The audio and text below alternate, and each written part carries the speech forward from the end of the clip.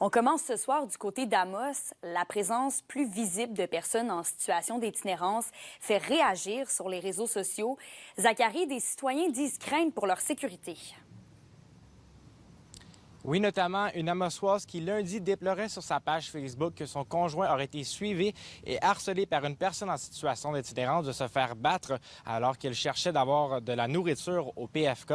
Ça n'a pas pris de temps que plusieurs autres personnes ont partagé aussi certaines expériences qu'elles ont vécues, tellement que les organisateurs de la Nuit des sans-abri d'Amos, qui aura lieu en octobre prochain, a lancé un appel au calme ce matin.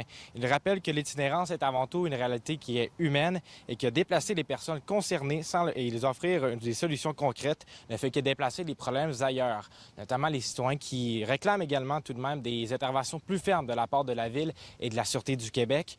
De son côté, le maire d'Amos me dit qu'il reconnaît la problématique. Il y aura environ une cinquantaine de personnes recensées et que leur présence est plus importante.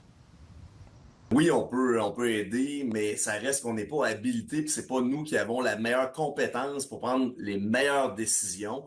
Alors, généralement, on va utiliser soit le CISAT, ministère de la Sécurité publique, puis tout ça, qui vont nous dire un peu plus comment s'enligner. Puis je vous dirais là, que c'est pas étranger, là, au Québec, c'est comme ça présentement, là. Il y a une table de concertation municipale au niveau de l'Union des municipalités du Québec. C'est le maire, M. Marchand de Québec, qui est le président.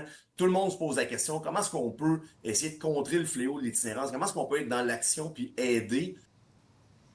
Oui, donc, quelles actions concrètes peut poser la Ville, Zachary?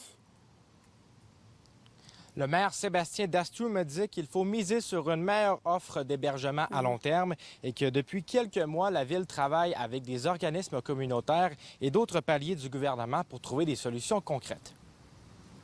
C'est sûr que comme ville, là, on s'assure de l'entretien des parcs, nettoyage, puis tout ça. Cet hiver, on a travaillé fort pour installer une roulotte de chaleur parce qu'il y a eu des températures extrêmement froides, puis on voulait s'assurer que les gens soient... On travaille extrêmement fort pour augmenter le nombre d'unités de logement social.